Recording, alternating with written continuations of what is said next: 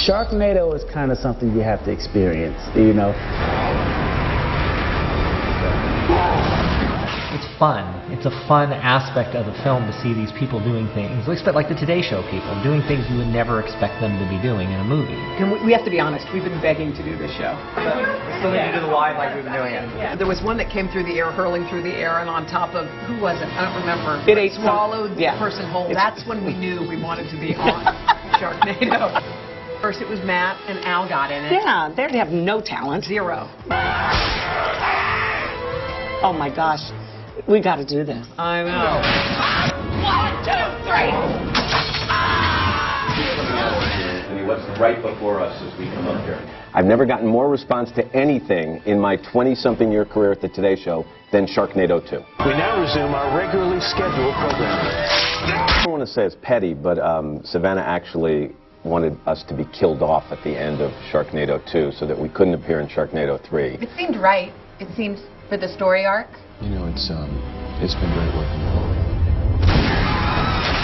all. 1 minute, at the first movie, people aren't returning my calls and don't want to have anything to do with this movie, and then the day after the movie's a hit, I'm getting a call. Hey, yeah, can we get my client in the next movie, kind of thing. I shamelessly pandered to America, and I had a hashtag with Cast Beetle and Sharknado 3. Hang on, Mr. Shepard. I don't think I've ever done anything like that before. I'm very proud, but this was, you know, desperate times, desperate measures. It's amazing some of the people that call us or some of the situations that they may or may not happen, but like that there's interest in talks. I'm like, okay, really? All right, great. Sorry, no, I've been a big fan forever. Knight Rider, Baywatch. I just got to give you props, Dave. It's a fun set. It's a positive set. It's one of those instant, you know, like cult classics. You know, people loved it. You know, people thought it was so fun.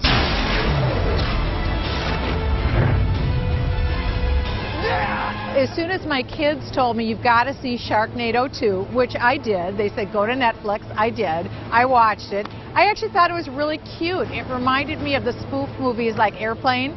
And I just thought it was funny and cute, and I thought kids would like it. And I thought it'd be fun to relate to kids through this movie. So I thought, sure, I'll do it. Do you know anything about the nature of these shark storms? No one knows for sure. It's still premature. I'm sorry, Tom. I've got to go. I've got to get to a vote. There's so many great people that have taken part in this. I can't wait to see it all put together. Regina, I won't begin. Very, very firm, very personal. Have you guys seen my daughter? Chris Jericho, he's playing Bruce, the flight, what is it, the ride?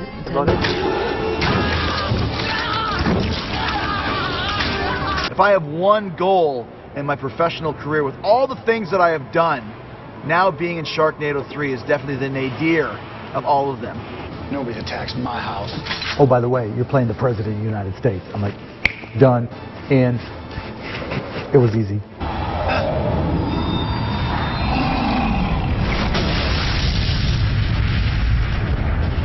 Hail to the chief.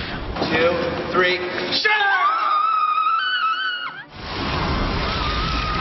It was so much fun pulling up today and seeing Lou Ferrigno and Mark McGrath, who I've been friends with, all of them for years. Hey, Sharknado. Sharknado. Cool. Ann Coulter was incredible in her scene, I thought. It is so much more serious than much of what we talk about in politics. You can't do that! There's no time, Madam Vice President. Let's go.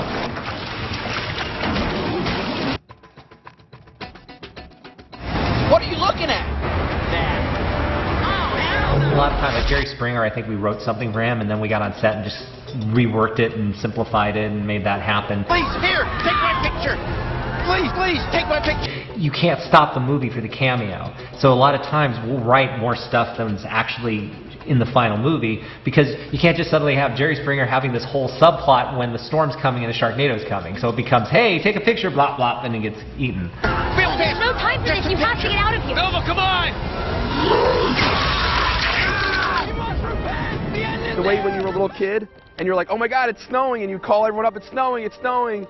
And that's how I feel everyone's like with this. It's like, oh my God, the sharks are coming, you're tweeting about it. It's very fun.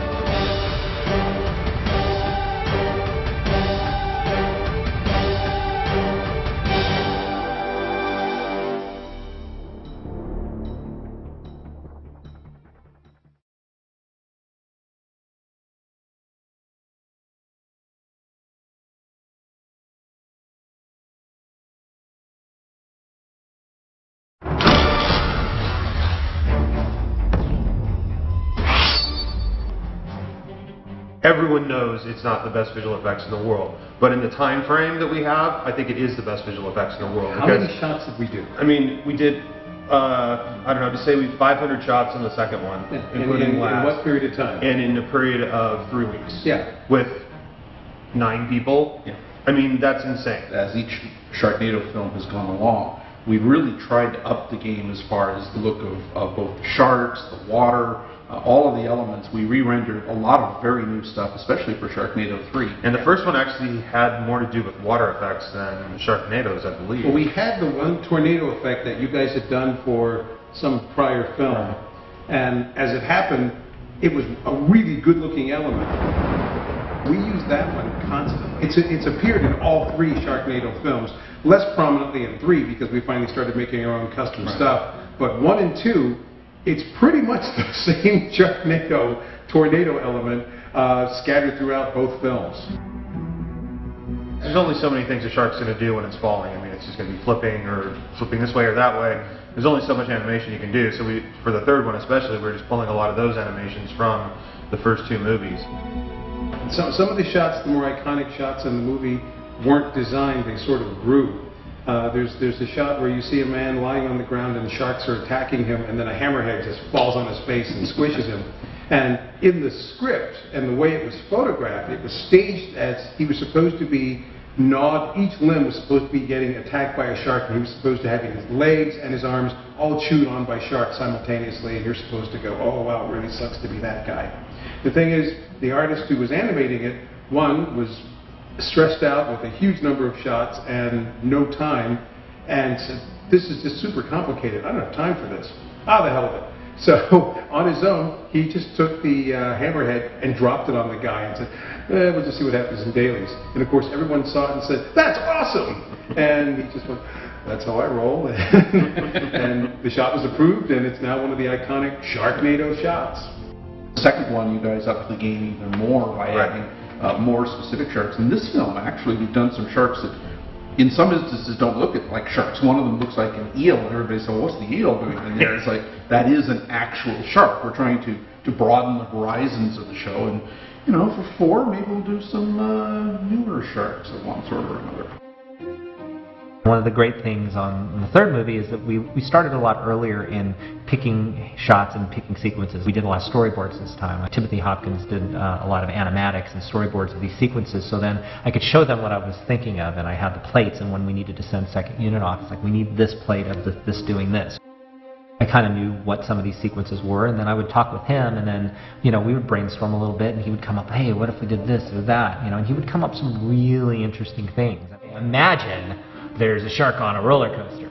I think that kind of stuff really helps the process along when you can actually do stuff like that. One of the first shots that was finished was actually Ian holding on to the side of the car for the Fognado. That was one of those ones that, even during the script stage, conceptually, nobody had an idea of what is the Fognado supposed to be. I don't know, we'll figure it out at some point. It's mystery meat, and we'll figure it out at some point. It wasn't figured out in the script stage, it wasn't figured out in the production stage, it wasn't figured out on the shoot. You know what's really funny is I asked Thunder that when we were shooting in the Natural History Museum. I'm like, what the hell is a Fognado? And he goes, oh, it's just supposed to be a fog bank and a Sharknado comes through. And I'm like, why did you tell everyone that? Not just us sitting here, but the actual team in the other room and around the world. It really is amazing that we are able, in the course of 5 to 6 weeks, to get a movie of this size pushed through the system. And so my kudos goes out to the folks on our team who actually put in all of the effort to make Sharknado 3 look as